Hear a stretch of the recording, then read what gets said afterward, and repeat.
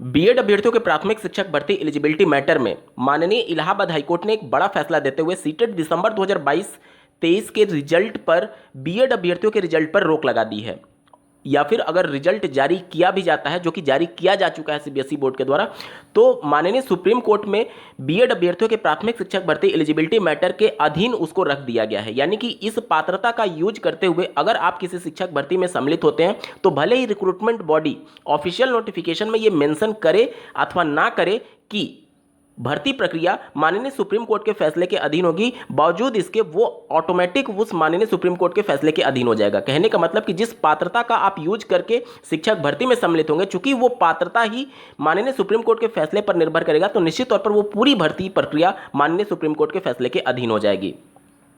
अभी एमपी में बीएड अभ्यर्थियों को शामिल करते हुए लिस्ट जारी की गई है। बीएड अभ्यर्थियों को भी प्राथमिक शिक्षक भर्ती में लिस्ट में शामिल किया गया है।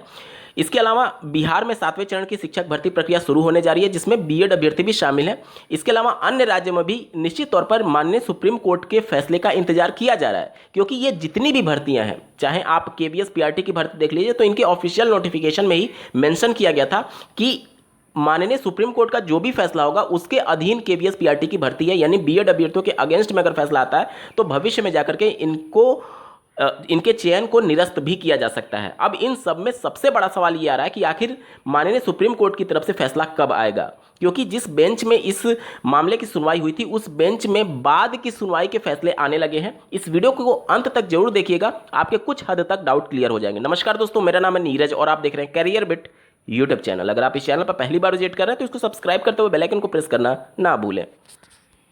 स्क्रीन पर आप कोर्ट नंबर 11 में केस नंबर आप देख सकते हैं 1874/2015 का मामला, जिसकी सुनवाई अंतिम रूप से सुनवाई 16 मार्च 2023 को हुई थी और फैसले को रिजर्व किया गया था। आप स्क्रीन पर देख पा रहे होंगे ऑनरेबल जस्टिस श्री अनुरुद्ध बोस जी और ऑनरेबल जस्टिस श्री सुधांशु धूलिया जी इस केस की सुनवाई किए थे और ये केस रिजर्व किया गया था। आप स्क्रीन पर देख पा रहे होंगे जजमेंट रिजर्व, और ये रिजर्व किया गया था 16 मार्च 2023 को।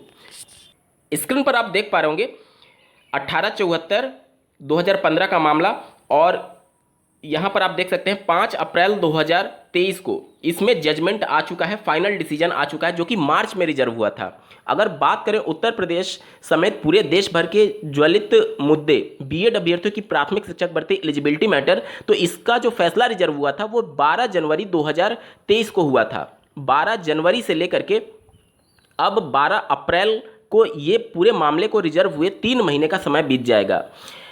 मार्च में हुए फैसले का ऑर्डर आ चुका है, मतलब जो रिजर्व हुआ था, लेकिन जनवरी वाले का अभी नहीं आया। वो इसलिए हो रहा है क्योंकि ये मामला सिर्फ एक इंडिविजुअल से जुड़ा हुआ था। इंडिविजुअल में फैसला देना उसके कंपैरिजन में ज़्यादा आसान है, क्योंकि जब माननीय सुप्रीम कोर्ट के द्वारा बीएड अभ्यर्थियों की एलिजिबिलिटी पर फैसला लिखा जाएगा तो उसमें कई फैक्टर्स होंगे, क्योंकि कई राज्यों के वकील के द्वारा जब अंतिम सुनवाई 12 जनवरी 2023 को हुई थी तो उसमें स्पेशल कंडीशन भी मेंशन करने की बात कही गई थी कि हमारे यहाँ इस प्रकार के मामले को कंसीडर किया जाए, जिसमें माननीय सुप्रीम कोर्ट ने भी उसको कंसीडर करते हुए कहीं ना कहीं जो वो फैसला होगा वो एक फैसला शायद ना लागू हो पाए पूरे देश भर पर। क्यों?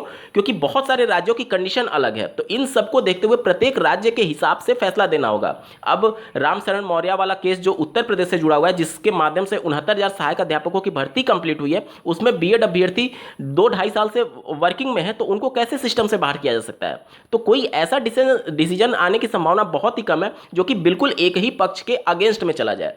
कुछ ऐसा डिसीजन जरूर आने की संभावना है जो कि बीच के रास्ते पर होगा, जिससे ना तो किसी का अहित होगा और ना ही किसी को बहुत ज्यादा लाभ होगा।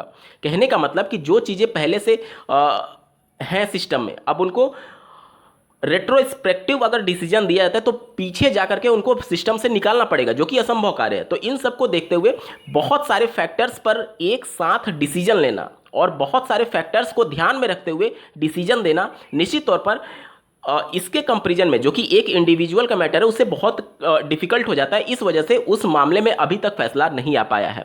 अगर बात करें तो जनरल ये आइडिया है कि 90 दिन में फैसला डिलीवर कर दिया जाता है, जो कि 12 अप्रैल 2023 को मियाद पूरी हो रही है 90 दिन का। हालांकि इसका कोई भी रिटर्न में प्रूफ नहीं है कि 90 दिन में कोर्ट डिलीवर कर ही देगी आपका फैसला, लेकिन एक जनरल आइडिया है कि 90 दिन में जनरली आ ही जाता है। उसके बाद भी अगर फैसला नहीं आता है तो जितने भी रिस्पोंडेंट थे, जितने भी पिटिशनर्स थे, वो एक एप्लीकेशन दाखिल कर सकते हैं, एक रिक्वेस्ट एप्लीकेशन दाखिल कर सकते हैं कि बहुत सारी भर्तियां इसकी वजह से पेंडिंग है या फिर बहुत सारे मामले पेंडिंग है। और अगर वो मुद्दा बहुत ज़्यादा एक तरीके से हाईलाइट है जिसकी वजह से बहुत ज़्यादा लोग प्रभावित हो रहे हैं, जैसे कि ये मुद्दा ऐसा है जिससे पूरे देश भर के बीएड बीटीसी अभ्यर्थी प्रभावित हो रहे हैं, कई भर्तियां इसकी वजह से रुकी हुई है, यूपी टेट का रिजल्ट इसकी वजह से नहीं दिया जा रहा है, अब सीटेट के रिजल्ट पर भी रोक लग गया। तो ये सभी चीज़ों को कंसीडर करते हुए निश्चित तौर पर फैसला जल्दी डिलीवर किया जा सकता है अगर रिक्वेस्ट करते हैं पिटिशनर्स और रिस्पोंडेंट।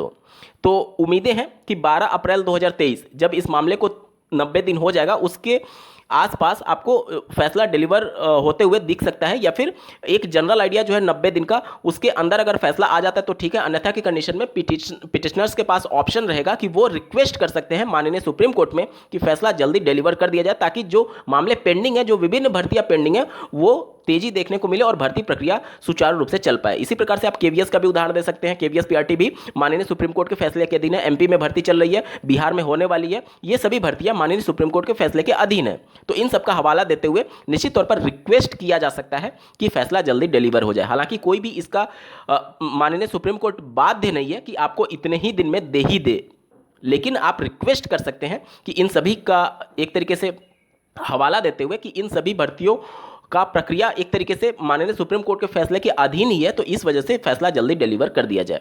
उम्मीद करता हूं कि आपके सारे डाउट क्लियर हुए होंगे। इस वीडियो को देखने के लिए आपका बहुत बहुत धन्यवाद। भगवान करे आपका दिन शुभ हो।